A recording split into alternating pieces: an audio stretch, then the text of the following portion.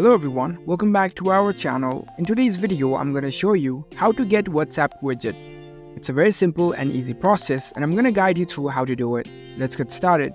First of all, on your phone, make sure that you've already installed the WhatsApp app and make sure that you're logged in with your account. Now, in order to add a WhatsApp widget, head over to your home screen. Tap and hold on your home screen. And here you can see the widget section. Tap on it. Since we have already installed WhatsApp, the WhatsApp widget will appear over here. You can search for it. You can explore through the options. In my phone, it is on the recommended side. Second option is WhatsApp, so tap on it. Now you'll see the add option, tap on it. And there you go. The WhatsApp widget has been successfully added to your home screen. It's a very simple process to get WhatsApp widget. If you found this video helpful, don't forget to give this video a thumbs up and subscribe to our channel for more tech tips. Thank you for watching.